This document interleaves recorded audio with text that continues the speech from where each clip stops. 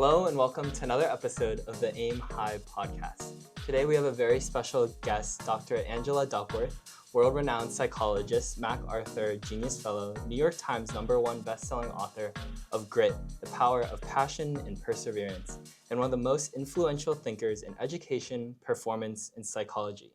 Her research has shaped the training methods of NFL and NBA teams, Olympic athletes, Fortune 500 leaders, top schools, in the U.S. military. Her TED Talk on grit has reached over 15 million people, and her research has changed the conversation about what really drives long-term success. And for me personally, your work is really inspiring as a student, as an athlete, as someone who always is looking for ways to improve long-term success. And it's such an honor to have you today. So thank you so much for being here. Thank you, and thank you for coming to my office. I'm really glad that I get like a little bit of my plants in the background because I've recently become a plant mom, among other things. So yes, your office is very impressive. All the grit books, all the awards. Yeah, lots of good books. All right, so for the first question, for the people that are listening that don't know your work, which I'm sure are very few, but could you maybe just define grit for us to give us a little bit of context and to start the conversation?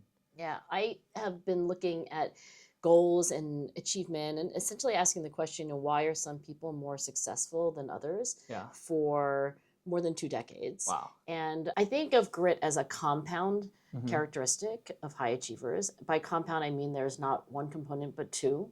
So not only perseverance for long-term goals, which is I think what the word sounds like, but also passion for long-term goals. And so it's not only working hard and being resilient in the face of setbacks, it is also loving that thing that you are working so hard at. If you want a summary of the research, what we find is that grit is not the same thing as talent. So by any measure of physical or intellectual talent, there is almost no relationship. Sometimes it's positive, oftentimes it's negative, and often, I guess most often you would say it's a wash. The relationship between talent and grit, meaning that people for whom things come naturally or easily, they may or may not be the hardest working, most passionate people in that domain. So that's one insight, that talent and grit are not the same. And the second insight is where I started, which is that people who become the best at what they do, the best chess players, the best tennis players, the best scientists, the best business leaders, the best orthopedic surgeons, like fill in the blank. They tend to have, at those high echelons of achievement, they tend to demonstrate passion and perseverance for long-term goals.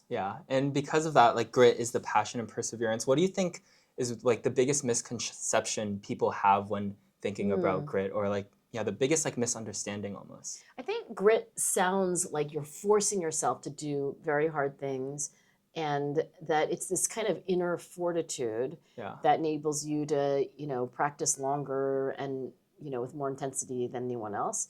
So that's half right. I mean, gritty people do practice longer and with more intensity, and especially actually with more consistency. Yes, consistency is very important. Consistency, I think, is the unsung hero of achievement. I think a lot of times you think like, oh, Michael Phelps, he was so intense. I mean, really what he was consistent. And when you talk to his coach, Bob Bowman, I mean, that's what he says. He's like, that was the most consistent athlete that he had trained for many years. Now he, of course, has new athletes who are trying to emulate that. But the misconception, I think, is that there is this kind of willpower that enables these very gritty performers to force themselves, like the Nike slogan, just do it. And obviously people like Michael Phelps do have a lot of willpower, but it's not that they are forcing themselves to, swim. I mean, Michael Phelps swam like 50 miles a week. That's insane. I can't even run 50. I don't even know if I walk. I don't think I walk 50. No, I don't walk 50. I was just tabulating in my head. I can't imagine swimming, at the edge of exhaustion, for 50 miles a week. And so, the misconception is that was, 50 miles of willpower, and it wasn't. It was very much, a voluntary activity. Was it hard? Yes. But did he want to do it? Absolutely. There isn't a kind of inner fight when you look at high performers. they say to themselves, and there are 4 thoughts, I think, that run through the head of a high performer who willingly, lovingly even, enthusiastically invests all that time and effort. One thought is, this is interesting, right? So if you ask Bob Bowman, you know, like, how interested was Michael Phelps, even at age 11, in swimming? I mean, endlessly interested, like so curious about, like, I can't even give you examples because, like, the nuances, the refinements of, like, you know, technique and stroke, like, are of course not my domain. I'm not a swimmer, not like that anyway. So this is interesting. The second thing that a high performing, gritty individual says is, this is important. Like, this is important to me, value-wise, identity-wise. There's like some purpose behind There is a it. purpose, right? It's not merely interesting, but is also important. And yes, like, as you said, like, it feels like it has a purpose which has personal meaning. So that's not willpower. That's not like, oh, just do it, right? Like, this is so interesting. Like, this is really important. The third thought, I think, that runs through the mind of a striver, as I'm describing, is, I can do it. There's a kind of, the technical term for this in psychology would be self-efficacy, but I think the word we would use in lay conversation is confidence, right? So now you can imagine, like, okay, this person's like, this is interesting, this is important, I can do it. And the last thought, I think, that distinguishes these very gritty performers is, I know exactly what to try next, right? If you can remember a time, Ben, where you were working on something interesting, I mean, maybe this podcast, I know you're also an athlete, like, you know, this is interesting to me, this is important to me, I can do this, and I know exactly what to try next. I mean, you jump out of bed in the morning and run down the stairs, right? Like, that's what I think really at the heart of the kind of intrinsic motivation of high performers. So the myth of grit is that it's willing yourself to do hard things. The reality of grit is wanting to do hard things because of these thoughts that precede the effort. Yeah. Wow. And like you've said in like your book, Grit, that you've been working on a new line of work about like the power of the situation. You said that grit is not enough and that you must have your situation as your ally. So what have you learned that challenges your initial thoughts about grit, specifically about like one situation? Well, I wrote Grit about a decade ago, and I have in that time reflected on whether I've come to disagree with myself, you know, am I, you know, in need of an update of Grit? And actually, I don't disagree with what I wrote a decade ago about high performers. You know, new performers come along, like, for example, Michael Phelps, who is still the most decorated Olympian of all time. His individual records, though, are being beaten by new swimmers. And so it's not that I've changed my mind about what makes a champion, because when I look at those new, you know, those new world record holders, they're just like him. They're like incredibly consistent, they're passionate, they're persevering. So I don't disagree with what I wrote 10 years ago in Grit, but I do feel like it was an incomplete recipe for success, right? So a young person naturally ask themselves, like, well, you know, what can I do with my life, right? Like, how, you know, how do I achieve my potential? And I think that grit is part of the equation. I think another part of the equation, which is different, is everything that's outside of you, right? So your situation, meaning the people that you surround yourself with, like your peers. I think, for example, going to Andover was a very intentional choice, which I'd love to know more about. Of course. You know, it's a different school than other schools. I think there's also your mentors. I think that increasingly becomes part of the success picture as you get older. You know, who are the more experienced, wiser people who help guide you down your path? There's a physical dimension of your situation. So I was only half joking that I was very happy to have you in this office. You know, when you look at this office, it's like, is there a television? No. Right? Like, have I chosen to keep my cell phone on the table while I'm having this conversation? No, there are physical, realities to our existence that I think in ways that are very hard to appreciate in the moment. They're profoundly influential. I have a husband named Jason, and if he is facing a television at a restaurant, we cannot have a conversation. Like, he cannot concentrate on me, even though he, of course, would say in the abstract that, like, his wife is more important than some, like, football game. Your football game that's like, like he wasn't even, it's not even the home team. Yeah. So I think there are physical elements of our situations. And then finally, I think there's culture. So, choosing to live in a certain country, choosing to live in a certain part of the country, where you work and so forth. So my attention has turned in the last 10 years from what is inside the head of a gritty striver, what are the thoughts that motivate effort, to the outside situations that give rise to those thoughts in the first place. Yeah. And like talking about like my own like situation, like I feel like going to Andover, like you mentioned, a place where a lot of people are very like ambitious, I think it definitely kind of shaped who I was. And I think talking to a lot of people on the podcast and having some mentors from that, from internships or things, it's really helped me see and push myself like what's possible. And I think just their grit, especially with a lot of entrepreneurs, has definitely like rubbed off on me. Or like, and just like being around people at Andover, I think has really helped me. So why did you decide to go to Andover? Where were you before Andover? Yeah, so I was at Shady Hill, another private middle school.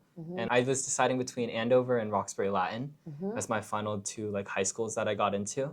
And I ultimately chose Andover because of the people there. I felt like the opportunities of getting such a diverse group of people from all across the world would mean so much for me, who are equally ambitious, kind, just really hardworking people. I mean, I never know what would have happened if I went there, but I'm like very glad that I went to Andover and all the people that I've been able to surround myself with. So do you feel like you've become more like your peers? I think Andover? I have. Yeah. Just like, because I mean, at the beginning of the high school experience, I was very much into tennis. And I was just playing tennis all day long, but I realized that I could do more than tennis. Like there's all these other cool things that I could experience and push myself in. And I think being surrounded by a good group of people really let me see that and let me do things like the podcast. Well, I have a friend who went to Andover, and it was one of the first things he told me.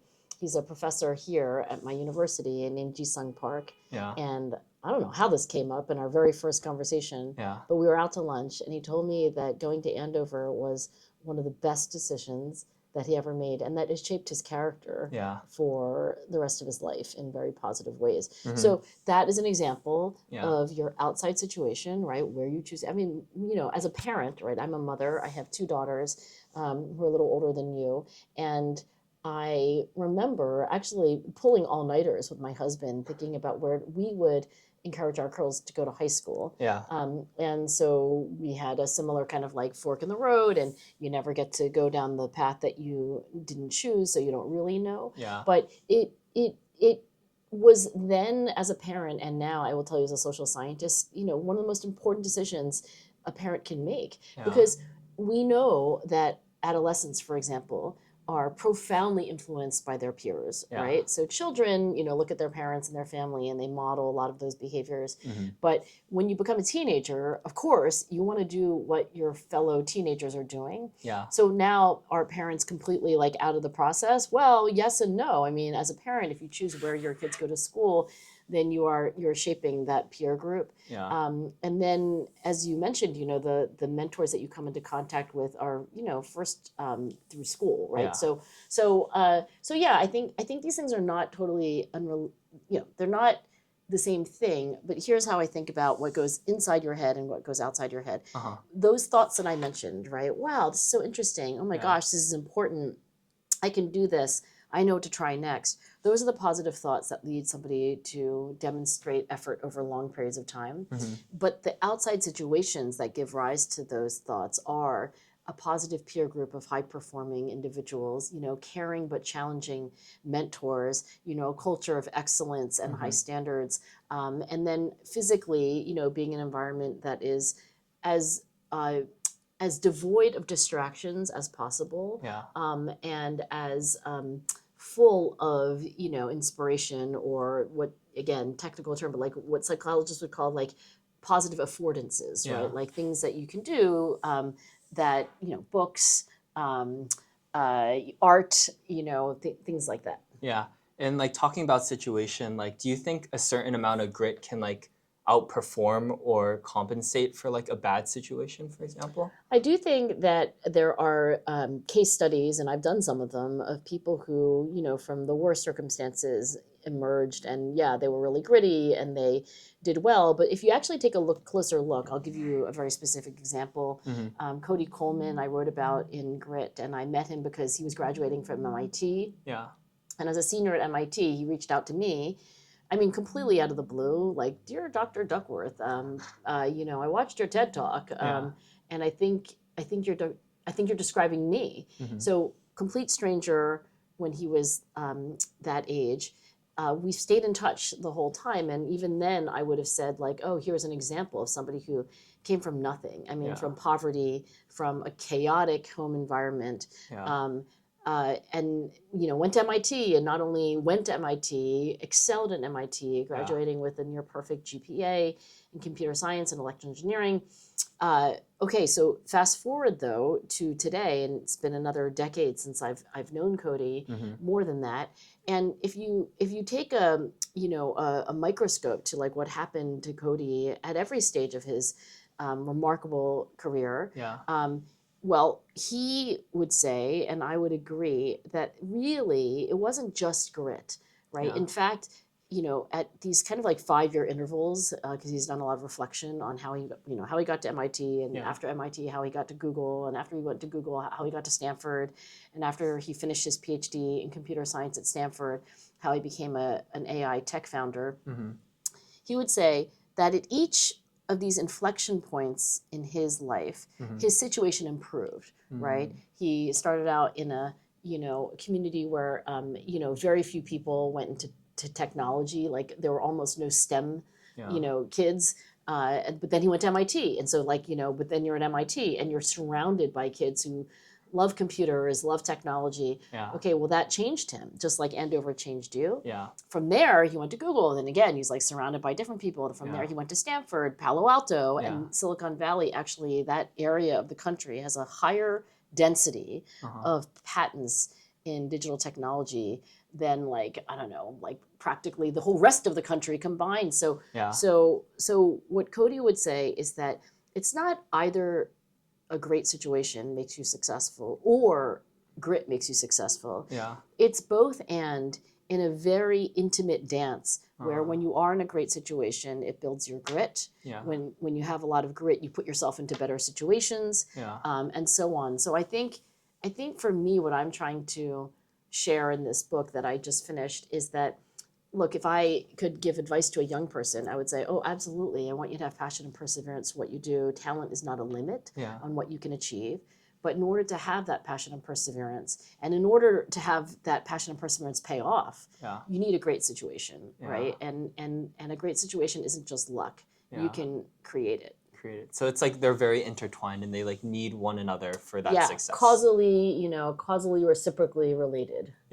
And like throughout the podcast, I've talked with a lot of these executives who come from childhoods with immigrant parents, specifically Asian American parents, who often put a lot of pressure onto their kids, sometimes not really giving them the choice to what they want to decide to do, but instead it's more like an obligation for like this repetitive work.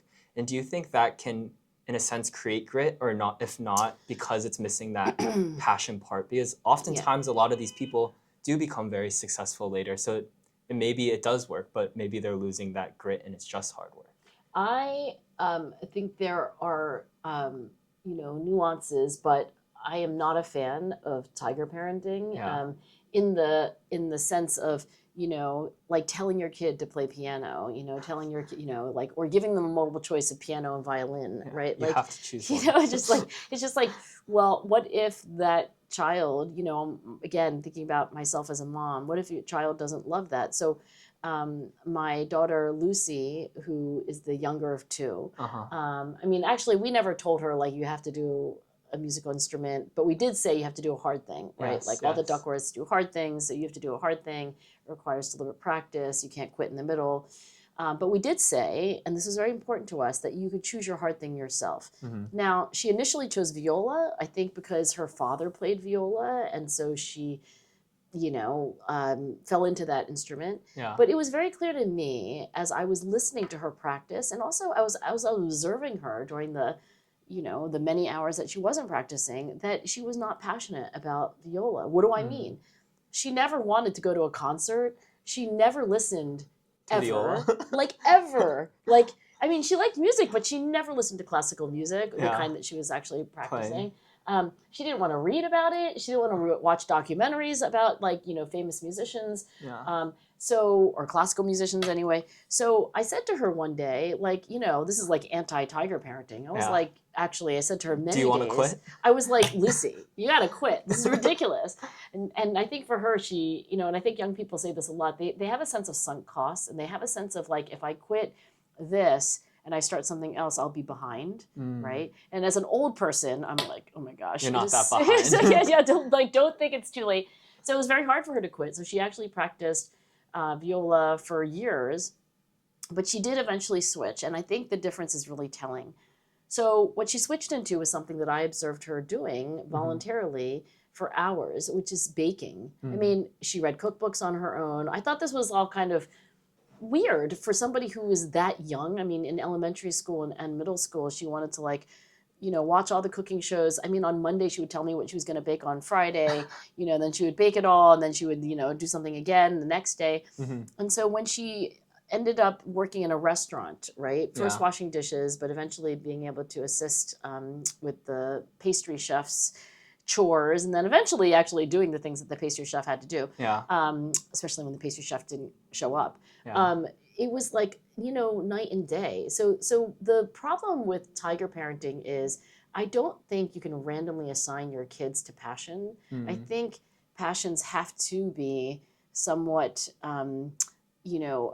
intrinsic. Now, I'm not saying it can't be developed, but I think that a lot of Asian, you know, cultures like to you know, paint with too broad a brush. But you know, there are these expressions, you know, like eat bitterness, right? Like, yeah, you got to work hard, but is eat bitterness really a recipe for becoming great at what you do? To me, that sounds like just do it. To me, that sounds like, oh, I'm going to get a kid to, like, get where they need to be through willpower. And that's, you know, not what the research says. Yeah.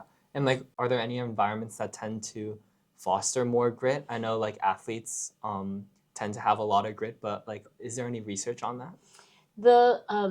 The research to me says, like, there's two things I think that could be useful for, you know, future parents. But, you know, we're all still navigating, right? And I think in a way the principles are true. I mean, honestly, whether or not you're raising children. So one principle, very clear in the research, is that there are environments that are supportive and challenging. Like, supportive meaning, like, Ben, what do you need, right? Like, how was your day? Like, what are you thinking right now? Like, how can I be helpful, right? So really supportive, very respectful, and very warm, frankly, right? Like, just knowing that you're kind of like the apple of someone's eye, right? Like, just knowing that you're, you know, in very healthy ways, like the most important person to another person. And I think every child deserves that, and every child benefits from it. But then you start to sound like you're just totally spoiling the kid, and they're just going to sit around and, like, you know, eat Cheetos and watch TikTok videos. And the second component of a successful childhood environment is challenge. I mean, I do think young people benefit from being asked to do things they can't yet do. And you said purpose, like, early, like trying to do hard things, like trying to do things that are meaningful, and really, like, you can't do them, which means that you're going to, you know, fail. Like, you know, on this podcast, I mean, I hope you have had things you're like, oh, I shouldn't have done that, or like, oh, I didn't, like, right, because that every time you say that, that is an insight. That means that you're progressing. So one principle of childhood that has been shown in, you know, endless research studies is that, you know, challenge plus support is like, at any age, right? Whether you're 3, 13, 23, et cetera.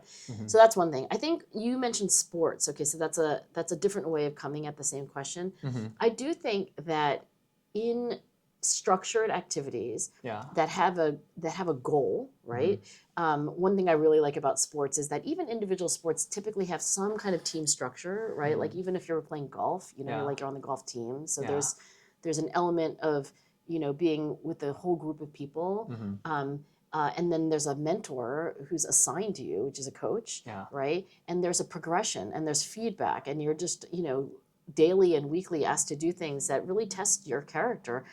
I think sports is a great vehicle for that. I think music can be a vehicle for that. But I think your intuition that in addition to just having parents who are, supportive and demanding on a daily basis, like inserting yourself into a structure that really demands, your best is great. I mean, every serious athlete that I've ever interviewed says, I could not have practiced like that if it was just me, like, showing up, you know what I mean? Like, how many athletes could just be like, if nobody else were here at this hour and my coach didn't ask me to, like, could I mean, in physically you could, right? But psychologically you couldn't. It's always like easier to do it with a group of people or like Totally. just practicing. Right. Yeah. And That's like, fun. Yeah. And like some of the stuff that you're working on now, like the cell phone policies, I was just wondering, like, how does grit kind of look like in a world where there's distractions like everywhere, like at any 2 inches away from you, or like you could just reach out and grab your phone and be usually distracted. You don't have to grab your phone because, like, how often are you actually not holding your phone in your hand? To be honest, like, it's always in my pocket or something. It's always there, right? I mean, the farthest it could be is like your back pocket or something, right? I mean,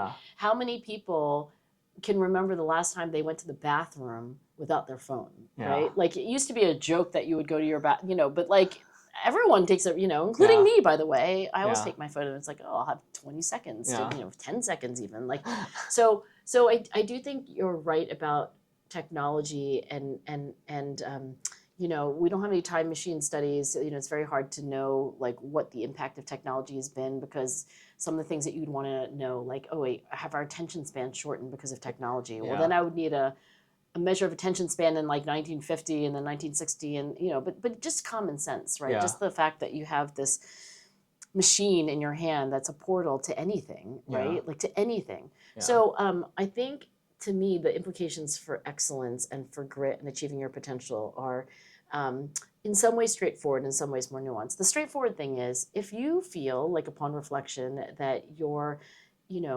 laptop, your phone are, things that you're on too much and for the wrong reasons. Like, if you feel like you wander off a difficult task to an easier task because it's that easy, then the straightforward thing, and I don't even know if you need science, is like, well, don't do that, right? But we just spent a little bit of time talking about how willpower, like just forcing yourself, has not been shown to be an effective long-term strategy. Well, what do you do? I mean, the most simple thing you can do is to push things that you don't want to do, like physical distance away. So physical distance creates psychological distance. So a lot of my work on phones is about how physical distance is something that basically makes the temptation less obvious, right? Like, you see things and then you are reminded by them, but if your phone is out of sight, then you won't be reminded of it. Out of sight, out of mind. Out of sight, out of mind, right? It's an age-old, adage, but it's very timely given our modern environment. The second thing that happens when you push something out of the way is it's not only less obvious, it is more effortful, right? So you've created friction, right? And human beings don't like to do things that require effort. Like, I mean, I live in a house with stairs, right? And sometimes I'll be like, oh, I'm kind of cold, I should get this sweater. It's just up 8 stairs, right? I mean, it's really not like climbing a tower. It's just like, and I'll just sit there and be cold. I'll be like, so when you push something farther away, you increase the effort that's required, the friction that's required to obtain it. Okay, so now you've got 2 for 1, right? But it's really 3 for 1, because there is a feature of reward and human processing reward that says that when you have a reward and you can experience it right now, you get 100% of the reward. But when you have to wait for it, right? When there's a delay, in my brain, I encode that as a much smaller word. So if I say to you, like, Ben, like, I'm going to give you a chocolate, you're like, great. And if I say, like, Ben, I'm going to give you a chocolate, in an hour. Like, even, I'm not even saying a week, like in an hour, like the value of the chocolate, the reward value of the chocolate, like drops like a stone. So if I put my phone, as many people do, right, right next to their laptop, right? So now I've made it obvious. Like, I can't look at my laptop without seeing my phone. I've made it effortless. It's like right there. And I've made the reward of the phone immediate, right? If I put my phone in my bedroom and I work downstairs, right? I don't see it, out of sight, out of mind. It's up a flight of stairs. Ugh, meh. Like, that's, too much trouble. And then finally, I have delayed the reward, right? So in my brain, when I think of like, oh, I'll check my email, or I'll, like look at my text messages, that reward, which it is, is diminished. So physical distance creating psychological distance is, a very like tried and true principle for basically designing your situations in ways that make, reaching your goals easier. Yeah, and do you think like over time, maybe in like 20, 30 years, like the way like phones and like technology have like infiltrated like people's lives, could it like prevent grit from forming? Like I feel like a lot of like the pillars of grit that you talk about in your book, like delayed gratification or like distractions or like self-control, and like especially like doing like difficult things, like I feel like how will that those implications? What do you think? I feel like because you are of this generation. I know, because I feel like for everyone, like even at my school, like your phones are like everywhere. Even though there are policies put in place, I think it's hard. Like it's always there. But I think maybe grit might change, or like the definition might change, or there might be like how you were talking about like your situation might be like an extra part. I think there might be something maybe about like attention or like being able to block out distractions that kind of combines with those two. As they say, predictions are hard, especially about the future. But I will say that my strong belief is that becoming excellent at what you do will never be a different process than what it is today, which is that you have a goal of doing something you can't yet do. You try to do it with 100% concentration. You get feedback, and then you do the all over again, right? That's what we call deliberate practice, and I don't think that's going to change if it's in 2055, or 5055, right? Like, I just don't think world-class excellence comes in any other way. Now, like, what will happen when, I don't know, technology becomes even more pervasive or more alluring, right? I worry about a certain future, which is that there are the haves and have-nots. There are the, very ambitious people who are able to, put distractions at bay, manage their lives. They would be able to do fine, like even without the distraction. And maybe they're even empowered and, superpowered by, the affordances of technology, which are amazing, right? And I use AI every day, for example. Like I use AI to write, and I know, people are of mixed opinion about how good that is, but I will tell you, like very often Claude has a better way of phrasing a certain sentence than I do. So there are going to be those who benefit, and I worry that there will be those who don't. I worry that this inequality will become greater. I worry that the most capable parents will be, putting their kids in schools like Andover and teaching them how to manage technology and get the most out of it while avoiding the pitfalls. Whereas there are other less advantaged kids who won't have those benefits. I also worry about the proportion, right? So if you ask me, is it going to be 50-50? Like, 50% of the population is going to be like, well, let's look at how people use smartphones, right? Now, you can take almost any class you want on a smartphone. You can learn astrophysics, you can learn, about like Chaucer, you can learn about like, you have instant access to every Shakespeare play, right? You could get wiser and smarter using your phone. But when I walk down the street and I see what people are doing on their phones, scrolling, just like this, right? And like, okay, so MIT's courses have not gone viral on the internet or the phone. So what I worry about is that in theory, technology has things that will make human beings better. And of course, some small minority of people will take it, but that the age-old choice between something lesser that feels good now compared to something greater that doesn't feel good right away, like that we won't navigate those choices. So I don't know what the future will hold, but I worry that this path to excellence will become very hard for people to pursue because there will be other paths that are more immediately gratifying. And my own prescriptive recommendation to people your age would be, you have a choice, right? But the choice is not, I think, in the moment of, like, for example, when you go to college, right, you'll have the following choices, right? You'll say, like, am I going to go to my classes or not go to my classes? Yeah. Where will I sit in my classes? Will I have my laptop open in my classes? Yeah. Yesterday I was walking home with a young woman. She's a first year student, so she's 1 year older than you. Yeah. And I gave her these like little quiz. I was like, all right, like tell me how your semester's going. She said, great. I was like, all right, I have some questions. I was Where like, do you sit? I was like, first I said, are you going to your classes? She said, yes. And I said, are you going to all your classes? She said, yes. And the reason I asked that is that, you know, not everyone goes to classes. I mean, honestly, like she was like, yeah, in physics, people aren't showing up. But I was like, but you're going to all of your classes. I was like, great, full credit. Okay, 1 point.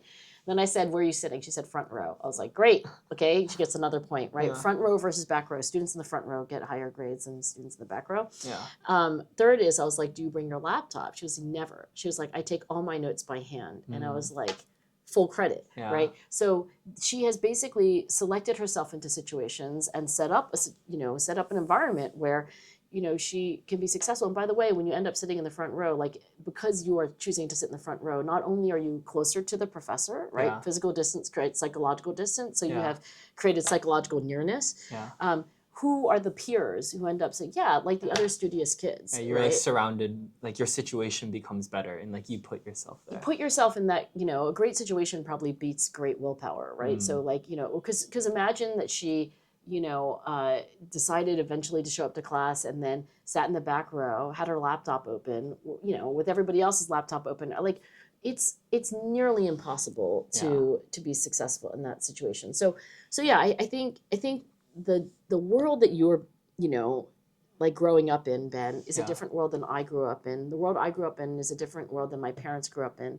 Some of those changes are good, some of them are bad. But I do think that the proliferation of like hyper-stimulating distractions is something that, I mean, you can't uninvent them, but you can be intentional about what you let into your personal space. And like kind of like branching off on that idea of like AI, like grit is something that's very like human. It's like passion, like persistence. And I was just wondering like what your take was on like with the influx of AI, with a lot of being able to get rid of maybe a lot of monotonous tasks or things that people once did, maybe that were seemed like hard or like daunting, and how maybe that could impact. Well, can I ask you, do you use AI? I do. And what do you use it for? I use it a lot for like studying for tests. Like I'll give it a lot of tests, like past tests that I have, and ask it to generate similar types of questions so I can kind of like anticipate what's going to be on the next test. The new test and then I take the new test that it generates and then like do that a bunch of times. And then oftentimes it's very similar to like certain tests at school. Because like the AI can just create, like I'll ask it to create me 20 multiple choice that are hard, that are situation based, that are implementing these core ideas. And ultimately it's basically the same thing that's on the test. So maybe like different wording or like different, like I'm taking bio, so like maybe different animals or different species. So that's like one of the best ways I find that it can do a lot of things for me. So I am not an oracle when it comes to AI policy, but I have been studying it. I have 2 postdocs who are studying AI and the long-term effects of using AI. One who is studying the sort of the cognitive effects. You know, does it make you smarter? Does it make you stupider? And another one studying the social effects, right? Does it make you lonelier or does it make you more connected? So it's complicated, I know from their own research. For example, like when we were just talking about writing, I have a postdoc named Ben Lira, who has shown in these random assignment experiments that when you use, for example, ChatGPT to do writing, right? I mean, it does it instantly. And by the way, what it produces is arguably at least as good, if not better, than human expert editors and writers, right? So, and in the experiments he's been writing like actually better on average. So you have this magic tool, right? And the concern is, you know, and I think this is probably what motivates Andover, is that, well, but if I give young Ben this tool, sure, he'll produce a better essay, but will Ben be a worse writer because he has this crutch, right? Because he hasn't been developing these facilities on his own. I think it's complicated. I find, as you have, you know, wondered that, and Ben finds, that when you see a great example, you actually learn by examples. You're like, oh, and I have had this experience personally. Like, I'm struggling with a sentence, even struggling with a paragraph, right? And I'm like, you know, I don't know, like, I feel like I'm repeating myself, but I can't quite figure out how to make this better. Yeah. Give it to Claude. Yeah. And when it makes it better, if I take the time to read really what it wrote, then I learn by example, sort of like when you learn from your teacher, right? Like when your teacher says, oh, like this, or like if you have a coach, you know, the coach is like, oh, like this, and you're like, oh. So that's true. But I think in general, the concern is not misplaced, because when we don't do something, we don't get to hold on to that skill. So the question will be, is the AI engine going to be like a food processor for a chef? Where like, okay, maybe you are worse at chopping onions because, you know, you have a machine that chops onions. And if you had spent, you know, thousands of hours chopping onions, your onion chopping would be better than if you used a food processor to just process all these onions. That is probably the case. I mean, you know, it's, again, you don't need research it's just common sense. But in the case of chefs and food processors, right, I think you would argue that, well, like three-star chefs, three Michelin star chefs. They use food processors. They use food processors, right? They use immersion blenders, you know, they use like lots of things that they you know, use to save labor and time. That enables them to like substitute for those menial tasks, like higher level tasks. So the question I think in the long run will be, you know, how can you use AI in ways that, you know, you probably are going to atrophy in certain things, but preserve the higher level functions, the higher level skills. And you know, like for example, like I don't multiply like 7-digit numbers very well, right? So if I have to multiply a 7-digit number by a 7-digit number, you know, and I use Excel, I mean, I know how to do it, right? But I will almost invariably make a mistake. But if I use Excel or ChatGPT to do that, I won't. So maybe I'm worse at that. Okay, fair. Like I give that up. But maybe if I don't spend all my time, you know, doing the actual arithmetic, I will actually be better at the kind of statistics that I need to do as a social scientist, because, like, you know, I'm now thinking about other things, right? Like, you know, what does it mean to be a clustered standard error? Like, what does it really mean for this to be covariate? And so anyway, I think it's complicated. But for me, if you at least operate on the principle of, like, I know what I don't do, I get worse at. So I can't, there's no other way around it. But could I keep doing things or do more of the things that I, you know, feel like are they going to be the most valuable things? Right. So, you know, is Claude making me a worse writer? By the way, I prefer Claude to ChatGPT. For writing, personally, I prefer Claude. Is it making me a worse writer? I'm guessing that in many respects, you know, it is, for the very, very specific things that I'm, except where I learn by example, and except where by freeing me up, right? Because I could be somebody who just gets lost in a paragraph for like 2 hours, and then it's like, oh, you know, I didn't finish my essay because I didn't. Is it freeing me up to do higher order things? And I'm trying to use it that way. Yeah. And like talking for like kind of wrapping up the podcast, especially to like the high school audience, a lot of like grit is about like finding that passion. But I feel like sometimes kids are like pressured into really finding like something specialized very early on. Like how do you think like high schoolers can like sample a bunch of different things and like maybe know when to stop doing one thing and maybe like choose something to really be passionate about and to be gritty? You know, the undergraduates that I spend a lot of time with are so tortured because, you know, they're not very different in age from you, but they have the same problem, which is like, I don't know what I want to do with my life, right? I mean, life is hard, but when you don't know what you want to do with your life, it's harder. And I have a lot of empathy, and I really mean empathy because I have experienced that myself. And when I was your age and when I was older than you, and even all the way up till I was 32, I was like, I don't know what to do with my life. I had vague intuitions, but you know, you can't make life decisions on vague intuitions. You have to actually do something. Sampling, meaning trying different things out in real life, right? Not in theory, but in practice, is what you should do. But you asked the question, Ben, like, well, how do you know, like, particularly, like, how many things to sample and when to stop sampling and when to start specializing? It is such a messy process. I mean, the first thing I'll just say is that you're going to be uncomfortable. Like, you're going to be, like, tortured. And I'm, you know, sorry about that, but it's just true. So I think expecting to be tortured, expecting it to be a long, non-linear frustratingly slow process. Second is, I think if you can operate on very basic principles, like what sport do you play? Tennis. You play tennis. Oh, it is tennis that you're still playing. Okay, so do you enjoy it? Yes, I feel like at times no, though, to be completely honest. Yeah, what do you not enjoy about it? Sometimes it's just like I don't like losing, or sometimes when you're playing bad, like it's just so frustrating because like you know how like you know what good tennis or like a good feeling like for your shot is. So when it's not like that, it can be very frustrating. So do you intend to keep playing? Yeah, I will, because I feel like it does bring me a lot of joy. Like it's given me so many friends, like so many memories. Like it's a skill that I can like continue like forever, basically. So I think operating on that principle, it's like, am I getting something out of this, right? And I know that sounds like, well, wait, do I need that advice? Like, of course.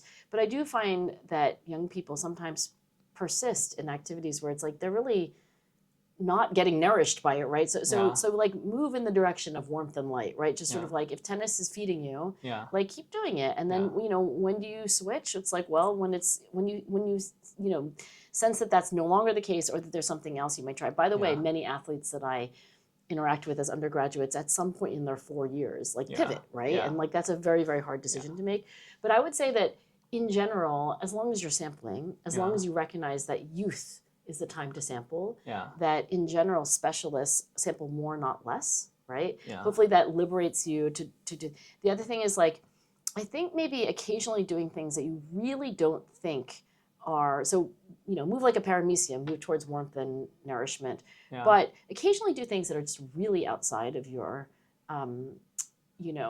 like predicted, choice set, right? Just do something random. You'd be like, oh, the thing I would really hate to do is go salsa dancing on a Thursday night, and then like, just do it, right? And so the mistake I think a lot of young people make is they try to figure things out like it's an algebra problem, but it's more like tasting food, like you don't know what the durian fruit tastes like until you taste the durian fruit. So you just have to try it. So more sampling is better than less sampling. Yeah.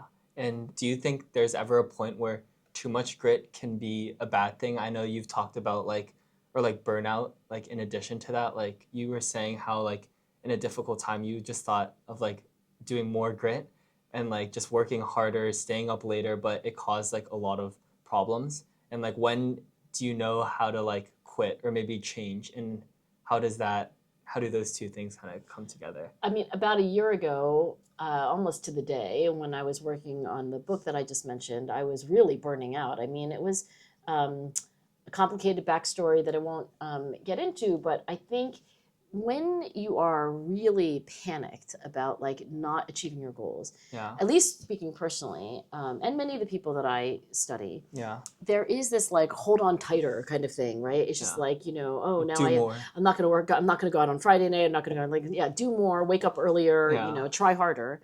And what that, very dark period taught me is that just digs the hole deeper. Like you have like even less perspective. Like, honestly, if you've been really trying hard and you're not getting anywhere, I don't think that like trying harder the 4th day and the 5th day is like gonna do it, right? In which case you have to do something different. And very often, and I remember there was a day where like a friend of mine said like, wow, you are really stressed out. Let's go skiing. I was like, oh, I don't have time to ski. And she was like, okay, well, let's go for a walk. And I'm like, I don't have time for a walk. It's like, well, you have to eat dinner. Like, can we have dinner? And I was like, I don't have time for dinner. And that should have been like the canary in the coal mine. Like that, like my reflexive, like try harder instinct was at odds with what I needed to do, which is to step back, take stock of the situation, and ask, a question which actually seems cowardly, but not like what's wrong with me, like I got to try harder, but what's wrong with my situation. And in this case, I think I did need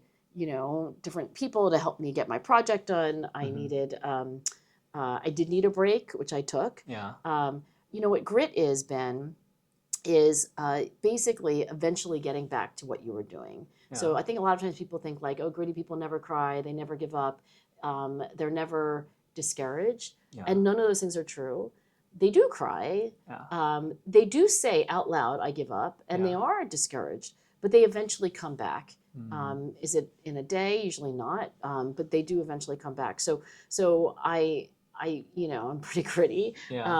I got back to where I was. But I don't think I had an excess of passion and perseverance per se. I think I had a situation that was not supporting me in the way I needed to be supported. Yeah. And I, feel like my big life lesson is that a great situation is not only one that is challenging, but also a situation that is supportive. I think I had one without the other, and I think that's what creates burnout, right? Like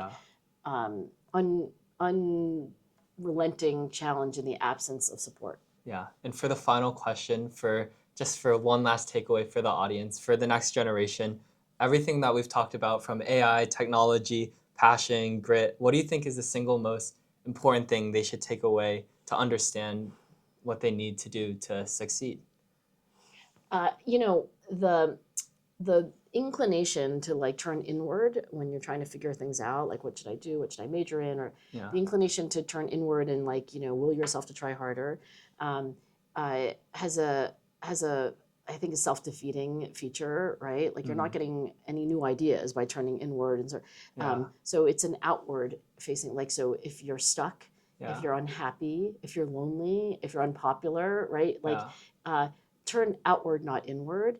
And I don't think there's anything cowardly with saying like, well, what's wrong with my situation, right? I think a lot of us are taught like, don't ask what's wrong with your situation, ask what's wrong with yourself. And I would turn that on its head. As a young woman who asked, a lot when she was growing up, like, oh, what's wrong with me? I should try harder. Like, I now always ask, like, what's wrong with this situation? And, how do I improve it?